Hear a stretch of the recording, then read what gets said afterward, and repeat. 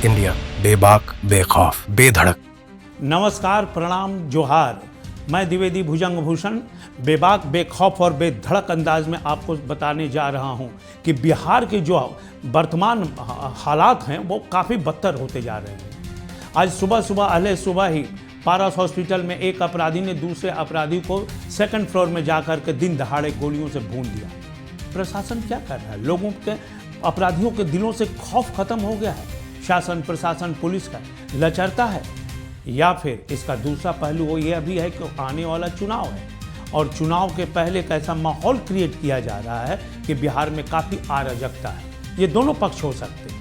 हमें इस पर विचार करना होगा कि सरकार क्या इतनी लचर है, इतनी ढीली है। सुशासन के वादा करने वाले, सुशासन पे वोट लेने वाले नीतीश कुमार की सरकार में लगातार पिछले कई दिनों से हत्याएं होती आ रही हैं और पुलिस पूरी तरह से उन अपराधियों को निरंकुश छोड़ दिया है।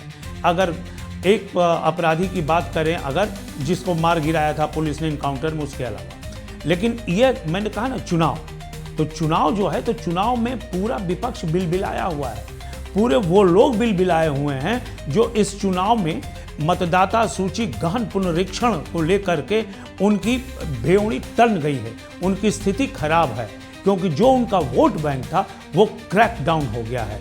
उनके पूरे जितने भी स्ट्रेटजी थे उसको चुनाव आयोग ने डिकोड करके खत्म करने की कोशिश कर रही है। और यह स्वतंत्र भारत के इतिहास में मुझे लग रहा है कि इससे बड़ा और इससे गहन मतदाता सूची पुनरीक्षण नहीं हुआ था। अगर आप बात कर लें कि पूरे बिहार में लगभग 7 करोड़ 90 लाख मतदाता हैं, यूँ कह लो 8 करोड़ के करीब। अगर इसमें जो चुनाव आयोग के आंकड़े हैं उसमें 12.5% जो फर्जी या घुसपैठिए मतदाता हैं जिन्हें सूची से बाहर किया गया है, उन लोगों को भी बाहर किया गया जो लोग मर गए या जो लोग चले गए या जिन लोगों के 2-3 फर्जी मतदाता पहचान पत्र बना हुआ है, उन सबों को 12.5% यानी कि लगभग 35 लाख। जबकि हर चुनाव में आदमी मानता है कि 5 वर्षों के बाद 5 से 10% मतदाता की संख्या बढ़ जाती है। तो 10% बढ़ने के बजाय पुरानी सूची में 12.5% घट जाना, 35 लाख घट जाना, ये अब देख लें एक कितना बड़ा विडंबना है कि 20% यानी कि डेफिसिट सूची में, मतदाता सूची में 20% का जो वैक्यूम क्रिएट होगा, ये किसके वोटर्स थे? कौन लोग इसको पोस पाल के रखते थे? ये बहुत बड़ा यक्ष प्रश्न है। इसके रहनुमा कौन थे? क्योंकि इलेक्शन कमीशन ने अभी कहा भी है कि लगभग जो पुनरीक्षण हो रहा है उसमें से 85% जो वोटर्स हैं उनका कंफर्म हो चुका है, उनका फॉर्म आ चुका है। और इसको लेकर के बिहार में बिहार पूरा और विपक्ष दोनों हिल गया है। ये क्या हो रहा है, कितना बड़ा इसमें यूँ कह लें कि घाल मेल था, ये बताने वाली बात नहीं है।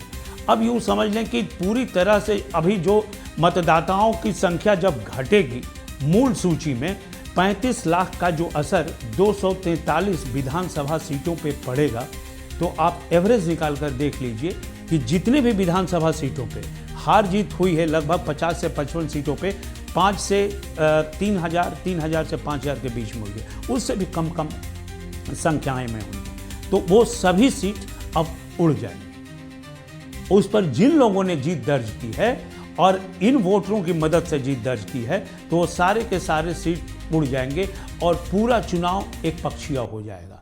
बायोम है सिर्फ मेडिकल प्रिपरेशन का संस्थान। बायोम बना फिर से एक बार रांची से नीट यूजी में सर्वश्रेष्ठ एवं सर्वाधिक रिजल्ट देने वाला संस्थान। 10th और 12th पास्ड स्टूडेंट्स के लिए नीट की क्लास जल्दी ही शुरू होने जा रहे हैं। Digital classroom, hi-tech library, individual doubt solving, updated study material, comfortable hostel facility और ट्रांसपोर्ट फैसिलिटी के साथ नीट क्रैक करने का सपना होगा और भी आसान। कॉल 7360066185 और visit Biome, circular road and Hinoo, Ranchi. अब ये पूरी स्थिति जो सघन जांच हो रही है, इसमें सुप्रीम कोर्ट ने भी पहले कहा था इलेक्शन कमीशन को और पिटिशनर को भी कि अपना अपना पक्ष रखें। 28 को इसका होगा। सुप्रीम कोर्ट ने लोगों को भ्रम था, उसने चुनाव आयोग से आग्रह किया था कि आप ration card, voter ID card और आधार कार्ड को कंसीडर चाहें तो कर सकते हैं। यदि नहीं करते हैं तो उसके बारे में आप ठोस जानकारी दें, अपना पक्ष रखें और तर्क रखें, क्योंकि आपको भी मालूम होगा कि 2003 का जो गहन पुनरीक्षण था वही कट ऑफ माना जा रहा है। 2003 के मतदाता सूची में जिन लोगों का नाम था उनसे बहुत ज़्यादा वेरिफिकेशन नहीं किया जाएगा, उनके बहुत ज़्यादा उनसे डॉक्यूमेंट्स नहीं लिए जाएंगे। लेकिन बिहार में जो सूचितापूर्ण वाले मतदाता हैं 85% उन लोगों ने अपना फॉर्म भर दिया, वो आगे बढ़ गए हैं। 15% बाकी है जो कुछ दिनों में चुनाव आयोग के द्वारा इसे पूरा करने के लिए बात किया जा रहा है। विपक्ष और पक्ष दोनों ही के जो है ना, अगर इस चुनाव में कोई भी आने वाले चुनाव में काफ़ी बड़े अंतर से हारता है तो ये दोनों में से कोई भी हारेगा तो इसका ठिकरा चुनाव आयोग पर फोड़ा जाएगा, क्योंकि यह पूरी तरह से लोगों को लग रहा है कि लोगों के हैंड्स कटे। जो 35 लाख कटे हैं उसमें पक्ष के भी लोग हो सकते हैं, विपक्ष के भी लोग हो सकते हैं, या कोई नहीं कि किसी एक का ही होगा।